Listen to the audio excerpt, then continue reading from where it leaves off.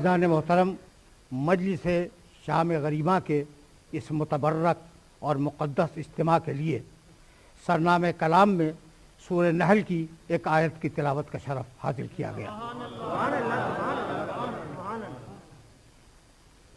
یہ آیت مبارکہ پہلے بھی میں عرض کر چکا ہوں، لیکن آج زاویہ نگاہ مختلف ہے۔ سورہ نحل قرآن مجید کا 16واں سورہ ہے اور آیت کا نشان 125 ہے۔ پروردگار نے اپنے حبیب کو تبلیغ کے طریقے بتلاتے ہوئے ارشاد فرمایا، ادعو الی سبیل ربک، حبیب اپنے اللہ کی سبیل کی طرف، اپنے اللہ کے راستے کی طرف لوگوں کو دعوت دو، لوگوں کو بلاؤ۔ کس طریقے سے بلاؤ؟ بالحکمت، حکمت کے ذریعے، والموعظۃ الحسنہ، اور اچھی نصیحت والی باتوں کے ذریعے۔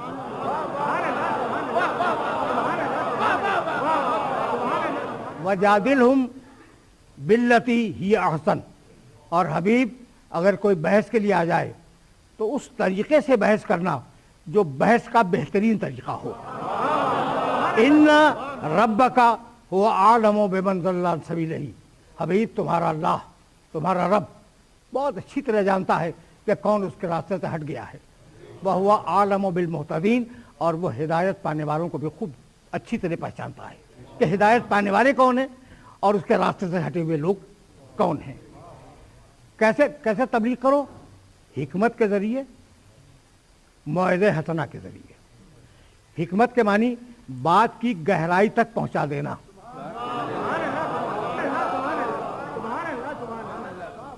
آئے مبارکہ کی ایک جہت اپنے محترم سننے والوں کی خدمت میں روشن کرنا چاہ رہا ہوں۔ حکمت کے معنی انسان کو، حکمت کے ذریعے جب بات ہوگی تو انسان کو کسی چیز کی گہرائی تک پہنچا دینے کا نام حکمت ہے۔ تو حکمت کے ذریعے دعوت دو اسلام کی، تبلیغ کرو اسلام کی۔ والموعظۃ الحسنہ، اور اچھی نصیحت کے ذریعے تبلیغ کرو اسلام کی۔ وجادلہم باللتی ہی احسن، اور اگر لوگ تم سے بحث کو آمادہ ہو جائیں تو ویسے بحث کرو جو بحث کا بہترین طریقہ ہو۔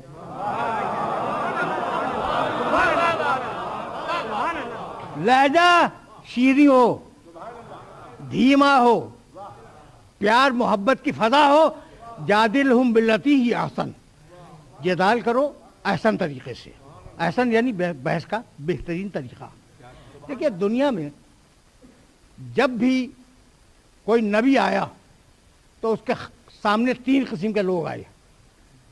پہلے لوگ وہ تھے جو سمجھنا چاہتے تھے کہ واقعا یہ نبوت ہے کیا اور یہ دین کیا ہے۔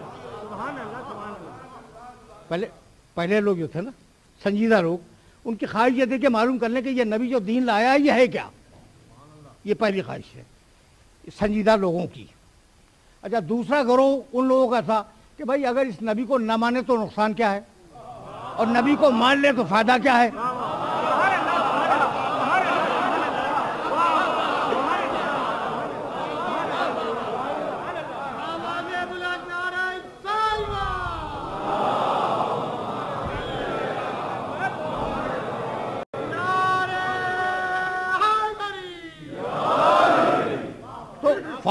فائدے اور نقصان کی بنیاد پر ایک گروہ اس دین کو پرکھنا چاہ رہا ہے۔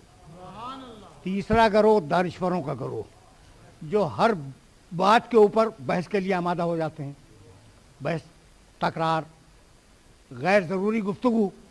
تو 3 ہی قسم کے لوگ ہوتے ہیں ہر نبی کے سامنے۔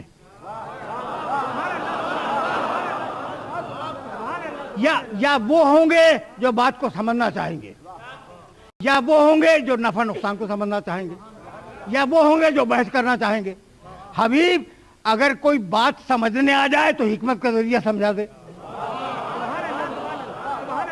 اگر کوئی نفع اور نقصان معلوم کرنے آئے تو موعظے کا ذریعہ بتلا دے، اور اگر کوئی بحث پہ آمادہ ہو جائے تو طریقہ وہ ہو جو بحث کا بہترین طریقہ ہو۔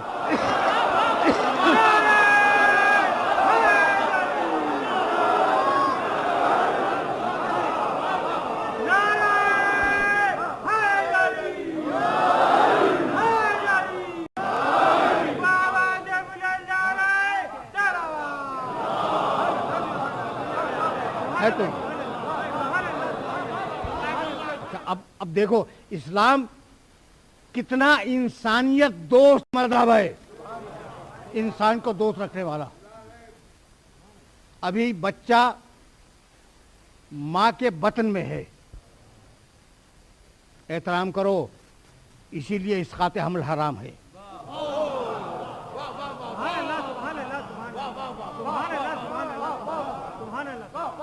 دیکھو احترام، انسانیت کا احترام اللہ نے کہاں سے شروع کروایا؟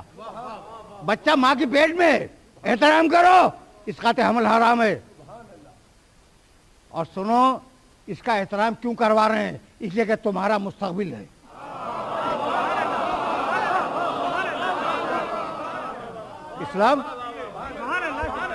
اسلام بتا رہا ہے کہ پیٹ کا بچہ تمہارا مستقبل ہے۔ اب اس کو ذرا سا اور آگے بڑھا دو، اچھا بھائی اب آئے پلے بڑے جوان ہوئے مر گئے، پیپ اٹھا کے پھینک دو۔ کہا نہیں، بہت توجہ رہے، نہیں، اسے غسل دو، کفن پہناؤ، نماز جنازہ پڑھو، کندھے پہ اٹھا کر احترام کے ساتھ دفن کر دو۔ کیوں؟ اس لیے کہ وہ مستقبل تھا، یہ تمہارا ماضی ہے۔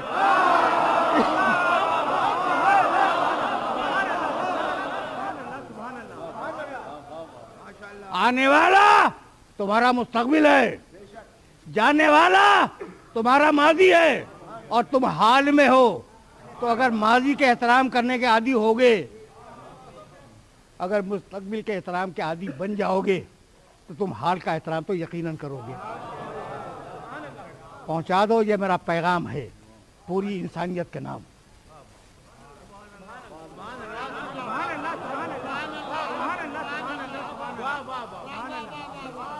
لیکن ہم جس معاشرے میں زندگی گزار رہے ہیں، بڑی طاقتوں کا معاشرہ، جدھر سے اپنے لشکروں کو لے کے گزرے، نہتے انسانوں کو تحقیق کر دیا۔ کوئی کسی کو پوچھتا نہیں ہے، کہیں انسانیت کا احترام نہیں ہے۔ یہ ہے اسلام کا وہ مرحلہ فکر جہاں وہ انسانیت کا احترام سکھلاتا ہے کہ ماضی کا بھی احترام کرو، مستقبل کا بھی احترام کرو، تو حال میں تو خود اچھے رہو گے نا۔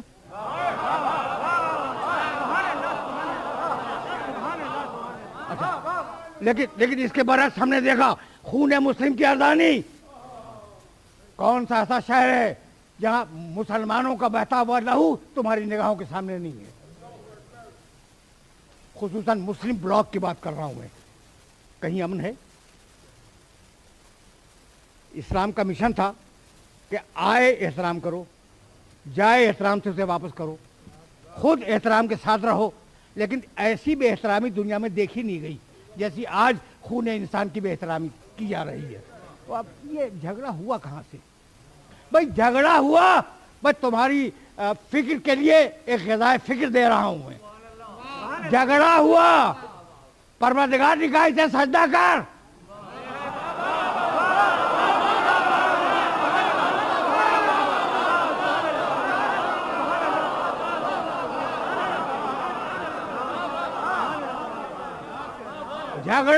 جھگڑا ہوا، پروردگار نے کہا اسے سجدہ کر، کہا یہ مٹی ہے سجدہ نہیں کروں گا، پروردگار نے کہا اس پہ میری روح ہے۔ ابلیس نے کہا انسان مٹی ہے، اللہ نے کہا انسان میں میری روح ہے۔ تو اب جو مٹی سمجھے گا وہ قاتل ہوگا، جو روح سمجھے گا وہ مقتول ہوگا۔ تو یہ اختلاف نظر ابلیس اور آدم کا اختلاف نظر ہے۔ ابلیس کا نظریہ کچھ تھا، آدم کا نظریہ کچھ تھا۔ کیوں ہے ایسا؟ اس لیے کہ لوگ اللہ کے راستے سے ہٹے ہوئے ہیں۔ ادعو الی سبیل ربک بالحکمت والموعظۃ الحسنہ، اپنے رب کے راستے کی طرف، سبیل کے معنی راستہ، اپنے رب کے راستے کی طرف حکمت کے ذریعے بلاؤ، موعظے کے ذریعے بلاؤ، اور بہترین بحث کر کے لوگوں کو دعوت دو اسلام کی۔ بہت توجہ رکھیے گا۔ تو ایک ہے رب کا راستہ۔ آج سطح عمومی سے بات کو بلند کر رہا ہوں، آج کی دنیا میں یہ کہا جاتا ہے کہ بھائی اللہ کا راستہ ایک جامد شے، غیر متحرک شے، تبدیل نہ ہونے والی شے ہے اللہ کا راستہ۔ جبکہ یہ معاشرہ ہر آن بدل رہا ہے. کھانے روزانہ بدل جاتے ہیں، رہائش روزانہ بدل جاتی ہے، سواریاں روزانہ تبدیل ہو جاتی ہیں. تو بدلتے ہوئے معاشرے میں نہ تبدیل ہونے والا اللہ کا راستہ،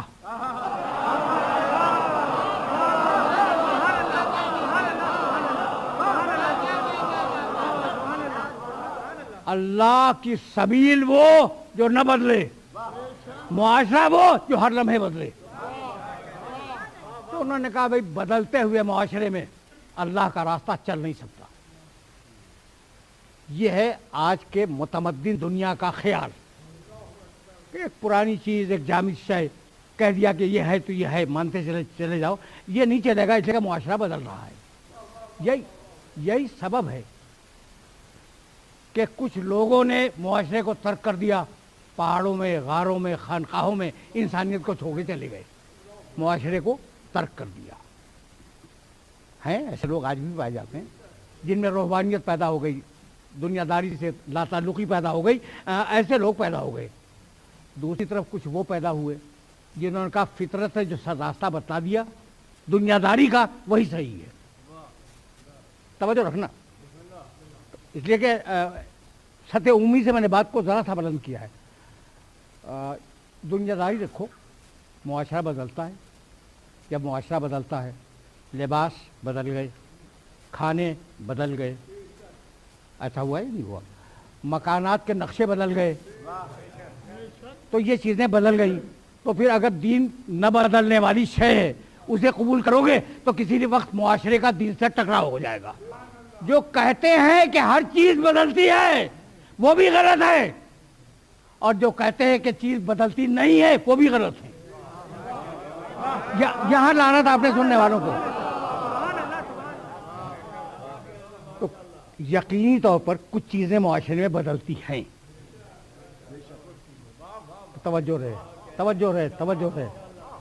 اور اب کچھ چیزیں وہ ہیں جو نہیں بدلتی. میں بتاؤں بھائی، لذت کام و ذہن کے لیے غذائیں بدل گئیں، بھوک نہیں بدلی. بھوک تبدیل نہیں ہوئی. پوشاک کی خواہش، پوشاکیں بدلتی نہیں، تبدیل نہیں ہوئی. گھر کے نقشے بدل گئے، گھر میں رہنے کی خواہش تبدیل نہیں ہوئی. تو کچھ بدلتا ہے، کچھ نہیں بدلتا. جو بدلتا ہے اس کا نام معاشرہ ہے، اور جو نہیں بدلتا اس کا نام سبیل الہی ہے.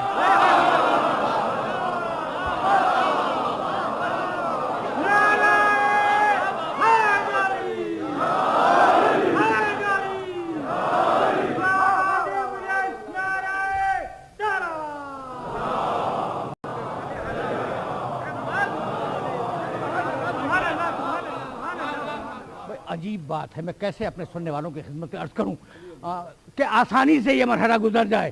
بھئی عجیب بات ہے، یوسف کی آنکھیں میری آنکھیں ہیں نہیں ہے، نہیں ہے.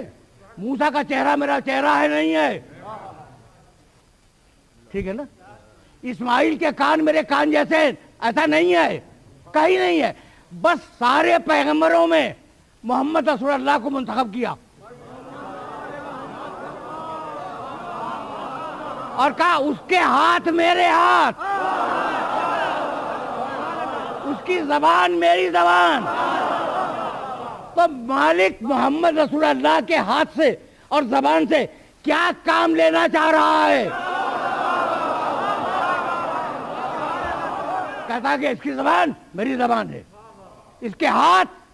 یا دوسرے مقام پہ بھی آیت موجود ہے، ید اللہ فوق ایدیہم.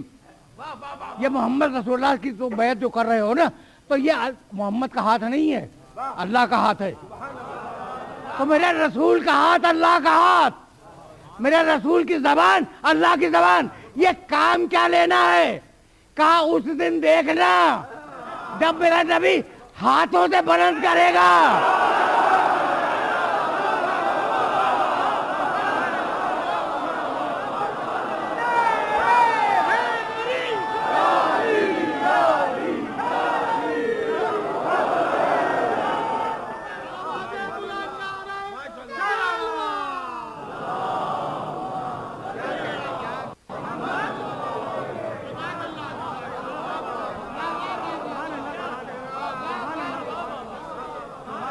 بھائی رک جانا، میں نے آیت کیا پڑھی؟ ادعو الی سبیل ربک، حبیب لوگوں کو اللہ کی سبیل کی طرف، یعنی اللہ کے راستے کی طرف بلاؤ. بہت توجہ رکھیے گا. لیکن اسی راستے کے لیے وہ ایک لفظ اور استعمال کرتا ہے، وَأَنَّ هَذَا صِرَاطِي مُسْتَقِيمًا.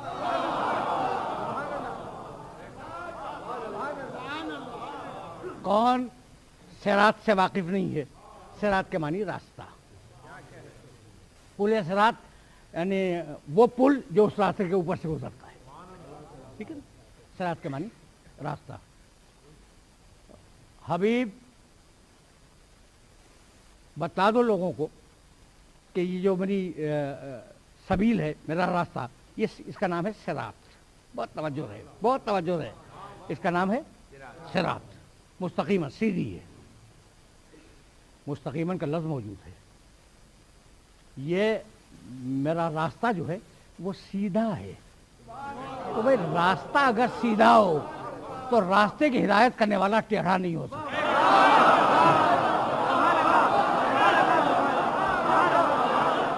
اگر راستہ سیدھا ہے تو دعوت دینے والا سیدھا ہوگا. بھائی بہت بہت توجہ رکھنا. اچھا بھائی، تو یہ میرا راستہ صراط مستقیم ہے، سیدھا ہے. راستہ ہے نا؟ توجہ رکھنا. کس کا راستہ ہے؟ میرا. اب ایک آیت پڑھوں سورہ یوسف سے. یہ 108ویں آیت ہے. قل ھذہ سبیلی ادعو الی اللہ علی بصیرۃ انا ومن اتبعنی. رسول کہہ دے کہ ھذہ سبیلی، یہ دین میرا راستہ ہے. وہاں کا اللہ کا راستہ ہے، یہاں کا محمد کا راستہ ہے.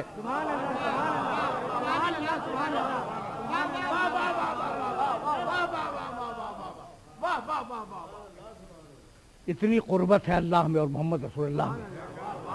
قل ھذہ سبیلی، بے توجہ رکھنا. قل ھذہ سبیلی، رسول کہہ دو کہ یہ دین میرا راستہ ہے. میرا راستہ یعنی اللہ کا نہیں، میرا رسول تم کہہ دو کہ یہ تمہارا راستہ ہے. ادعو الی اللہ علی بصیرۃ، مجھے حق ہے کہ میں اس راستے کی طرف لوگوں کو دعوت دوں. توجہ رکھنا، توجہ رکھنا. میرا یہ حق ہے کہ میں لوگوں کو اس راستے کی طرف دعوت دوں. علی بصیرۃ، پوری طرح سوچ سمجھ کے. نبی جب دعوت دیتا ہے تو پوری طرح سوچ سمجھ کر دعوت دیتا ہے. بس دو کو دعوت دینے کا حق ہے، انا ومن اتبعنی. میں دعوت دوں گا اور جو میرا مکمل اتباع کرے وہ دعوت دے گا. میں دعوت دوں گا اور جو میرا مکمل اتباع کرے اس کو حق ہے دعوت دینے کا میرے بعد. چیز ایک ہے. خدا کی نسبت سے صراط ہے، رسول کی نسبت سے سبیل ہے. ھذہ سبیلی، یہ میری سبیل ہے. نماز میں واجب دعائیں دو ہیں. پوری ذمہ داری سے یہ جملہ کہہ رہا ہوں. واجب دعائیں نماز میں دو ہیں. نماز کی پہلی دعا اہدنا الصراط المستقیم، سیدھے راستے کی ہدایت کر دے، سیدھے راستے پہ قائم رکھ. اور دوسری دعا اللہم صلی علی محمد و آل محمد تشہد میں.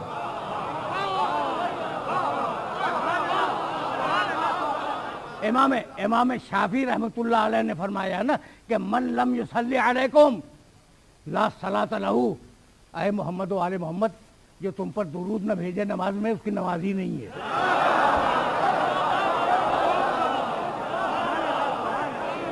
اب یہ دونوں دعائیں دیکھتے چلو. اہدنا الصراط المستقیم صراط الذین انعمت علیہم.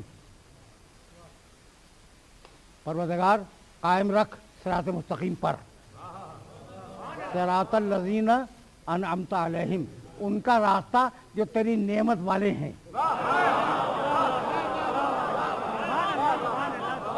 تو پہلی دعا میں تذکرہ کیا درود کی دعا میں تعارف کروا دیے.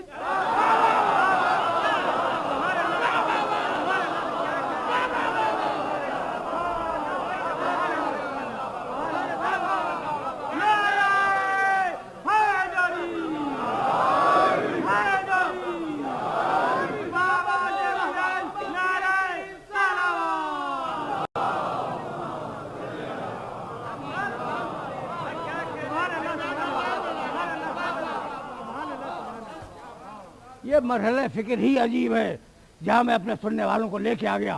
اچھا بھائی اہدنا الصراط المستقیم، اس سے پہلے کیا ہے؟ ایاک نعبد و ایاک نستعین اہدنا الصراط المستقیم صراط الذین انعمت علیہم غیر المغضوب علیہم ولا الضالین. بھائی توجہ رکھنا، اس لیے کہ یہ وہ نازک مرحلہ فکر ہے جہاں میں روکنا چاہ رہا ہوں. ایاک نعبد اعتراف کروایا ہے کہ مالک عبادت بس تیری.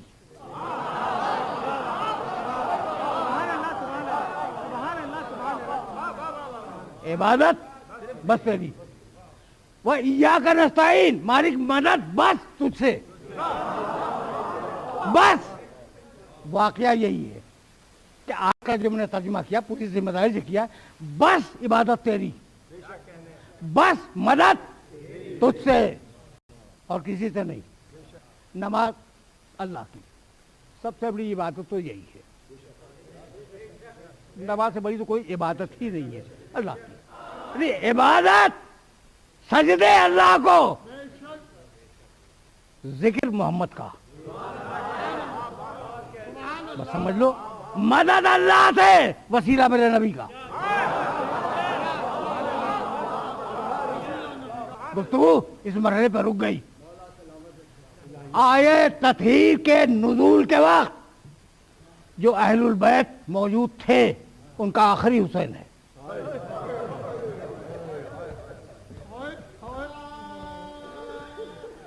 بعد میں سلسلہ امامت تو رہے گا، لیکن نزول آئے تطہیر کے وقت ایسا ہو تو اللہ کے راستے کی ہدایت کرے، لوگوں کو سبیل الہی پر چلنے کی دعوت دے. جب حسین ابن علی کو کہا گیا کہ یزید کی بیعت کرو تو واپس آئے، انکار میں جواب دے کر واپس آئے اور کہا بھیا عباس اب مدینہ رہنے کے قابل نہیں ہے.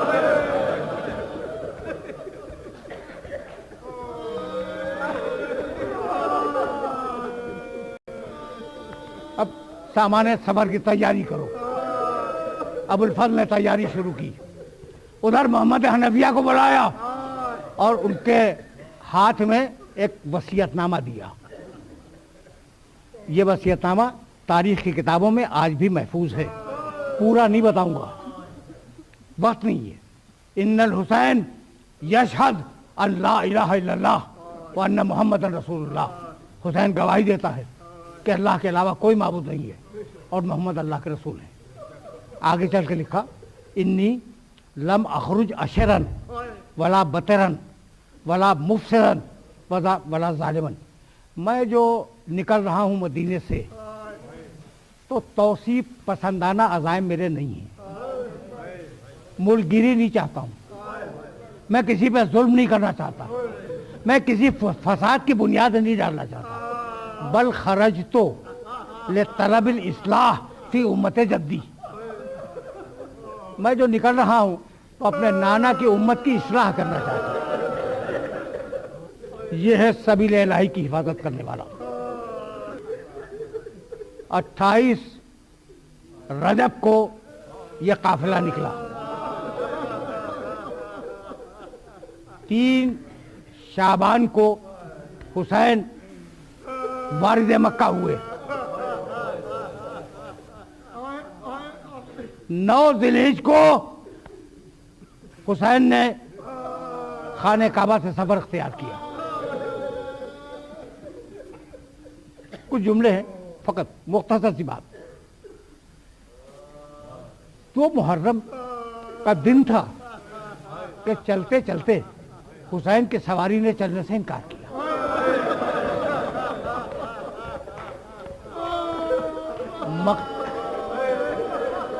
مقتل نے تو یہاں تک لکھا ہے کہ حسین نے 7 سواریاں بدلی. جب کوئی سواری چلنے پہ آمادہ نہ ہوئی تو حسین نے کہا عباس ذرا اہل قریہ کو بلاؤ, یہ جو گاؤں ہے نا قریب, گاؤں والوں کو بلاؤ.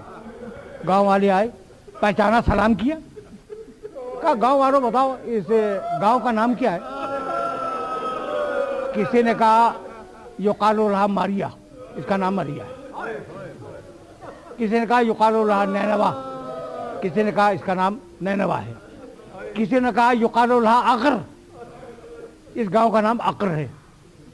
پوچھتے رہے, حسین سوال دہراتے رہے.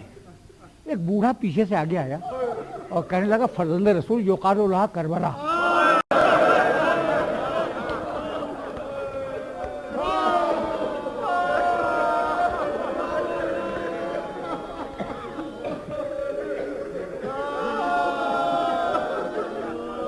فرزند رسول, اس کا ایک نام اور بھی ہے, اس کا نام کربلا ہے. حسین کے جملے سنو گے؟ سنتے ہی حسین نے جواب میں کہا واللہ ہذہ ارض کرب و بلا, یہ کرب اور بلا کی زمین ہے. ہاں ہونا مہاتو رہا لینا, اب ہم یہیں رکیں گے.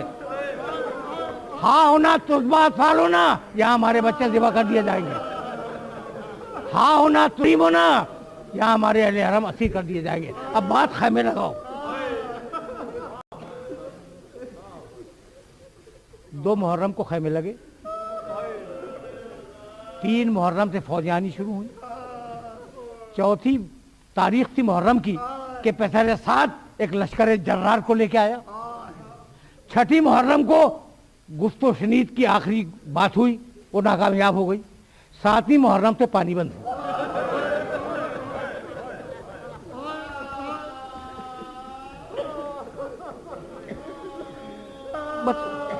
مصائب کے 2 ہی جملے عرض کروں گا.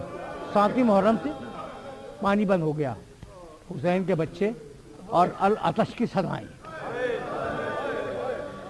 اور اب 9ویں محرم سنو گے؟ وہ امت تاسوعا فقط حسین علیہ السلام. 9ویں محرم کے دن حسین کو محاصرے میں لے لیا گیا.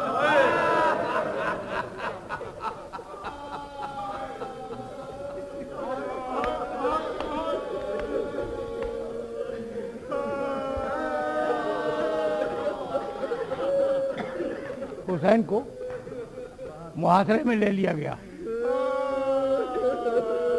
پھر وہ رات آئی جس کا اندیشہ شہزادی زینب کو مدینے سے تھا.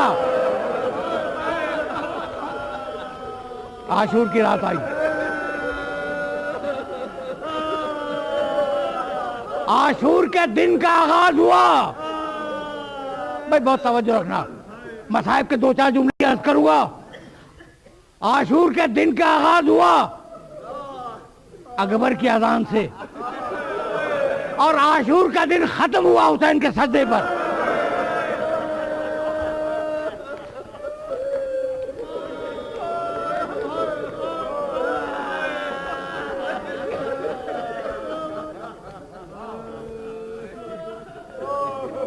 جب کوئی نہ رہا, بس 2 جملے سنو, 2 جملے.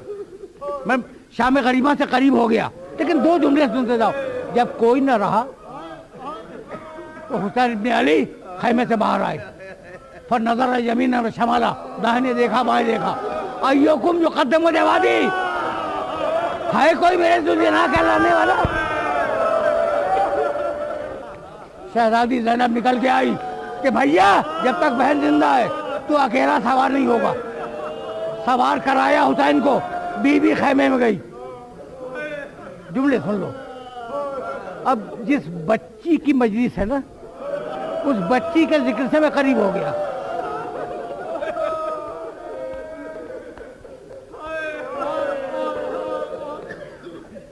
حسین نے گھوڑے کو ایڑ لگائی.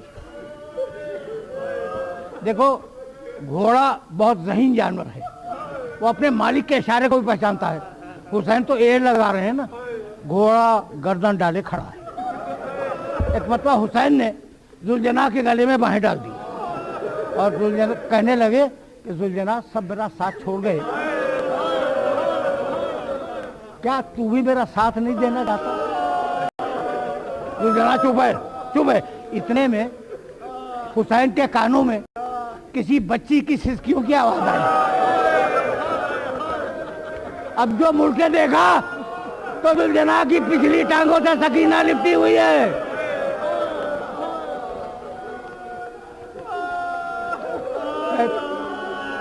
روتی جاتی ہے اور کہتی آتی ہے کہ ذوالجناح میرے بابا کو مقتل میں نہ لے جا۔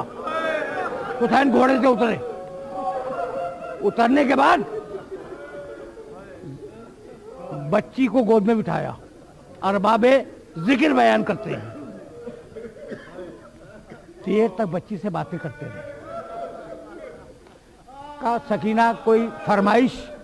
کہا بابا بہت دنوں سے آپ کے سینے پر نہیں سوئی۔ حسین زمین پہ لیٹ گئے۔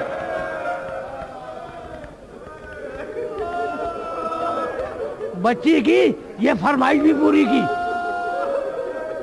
کہا دائنی سکینہ لالی آتی کے بلما، سکینہ مجھے اجازت دو، شاید میں تمہارے لیے پانی لاؤں۔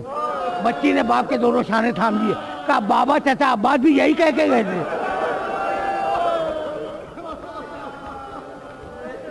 اب جو ارباب ذکر بیان کرتے ہیں وہ عرض کروں۔ ایک مرتبہ حسین نے بچی کی آنکھوں میں آنکھیں ڈال دی اور کہا بیٹی تجھے اپنی پیدائش کا واقعہ معلوم ہے؟ اور نہیں بابا مجھے نہیں معلوم۔ کہا بیٹی سن، میں نے اپنی نماز شب کی دعاؤں میں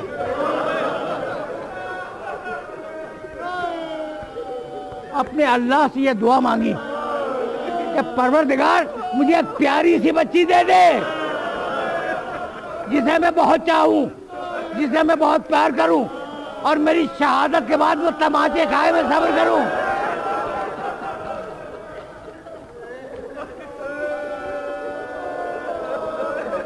سکینہ اس دعا کے بعد تم پیدا ہوئی، میرے مقدر میں شہادت ہے، تمہارے مقدر میں یتیمی ہے۔ بچی نے ہاتھ اٹھا دیا، کہا جاؤ بابا۔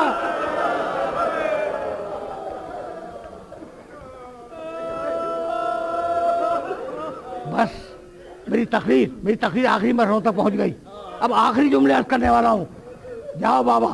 حسین آئے میدان میں، یزید کی فوج کے پرچہ نویس لکھتے ہیں، رپورٹ بھیجنے والے، کہ چہرہ اقدس 14ویں رات کے چاند کی طرح چمک رہا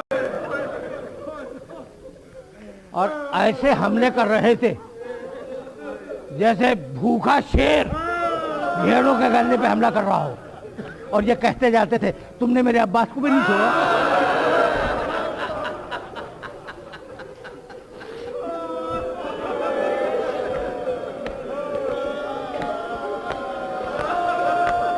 تم نے میرے اکبر کو بھی نہیں چھوڑا، تم نے میرے قاسم کو بھی نہیں چھوڑا، آؤ۔ فوجیں دور دور بھاگ گئیں۔ اتنے میں کربلا کی فضا میں دو آوازیں بلند ہوئیں۔ ایک طرف سے آواز آئی یا ایتھا النفس المطمئنہ ارجعی الی ربک راضیۃ مرضیہ، اور دوسری آواز آئی بیٹے کب تک جنگ کرے گا؟ بس یہ سننا تھا کہ حسین نے تلوار کو نیام میں رکھا، سر کو جھکا کے گھوڑے میں بیٹھ گئے۔ بھاگی ہوئی فوجیں پلٹیں، کہیں سے تیر آئے، کہیں سے تبر آئے، کہیں سے تلواریں آئیں، کہیں سے پتھر آئے۔ حسین زخمی ہوتے چلے۔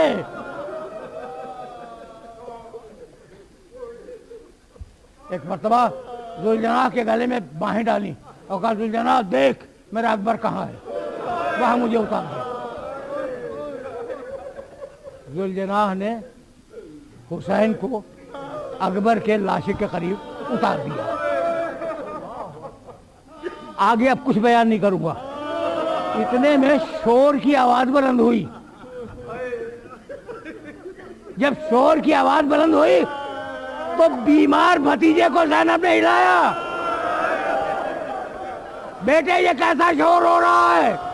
کہا پھوپھی اماں خیمے کا پردہ اٹھا دے۔ اب جو پردہ اٹھا تو لو کے نیزہ پہ سر کو دے کے کہتے کہ السلام علیکم یا ابا عبداللہ،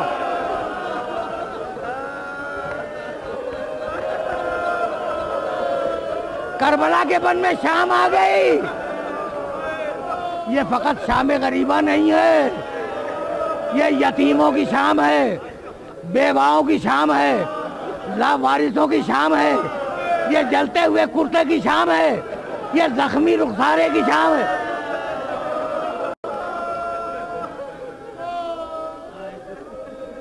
تم رو چکے، مجلس تمام ہو گئی، شام غریبہ آ گئی.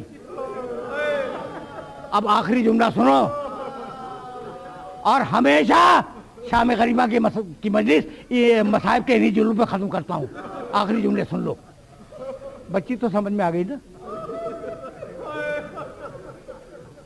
جی چاہتا ہے کہ کچھ جملے تو اس مرحلے پہ ہدیہ کر دوں.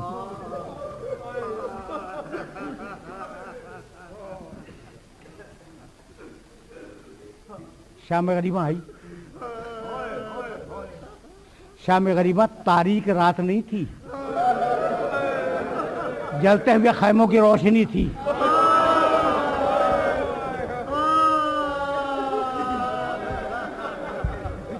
اتنے میں پانی آیا. آخری جملہ ہے میری تقریر کا، اتنے میں پانی آیا. اب میں اس مسئلے میں نہیں پڑھنا چاہتا کہ پانی کہاں سے آیا، لیکن مجلسی نے ایک روایت لکھی بحر الانوار میں. وہ لکھتے ہیں کہ آل محمد بھوکے پیاسے بیٹھے تھے. اتنے میں فاطمہ زہرا کی کنیز فضلہ باہر گئی، خیمے کے جلتے ہوئے خیموں کے باہر گئی، تیمم کر کے 2 رکعت نماز پڑھی، ہاتھ بلند کیے کہ پروردگار کیا تیرے نبی کا اولاد بھوکی پیاسی مر جائے.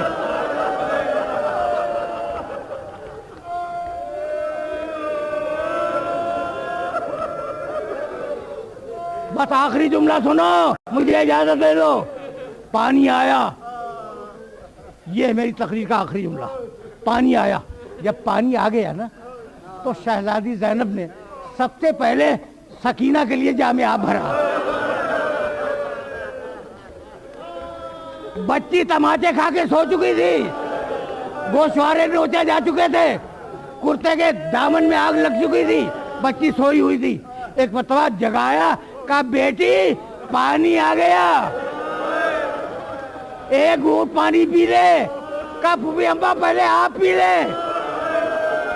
کہا نہیں بچی، جو چھوٹا ہوتا ہے پہلے وہ پیتا ہے. اس نے ہاتھ سے ساغر لیا، چلی مقصد کی طرف. بیٹی کہاں جا رہی ہو؟ کہا پھوپھی اماں میرا ہاتھ اگر مجھ سے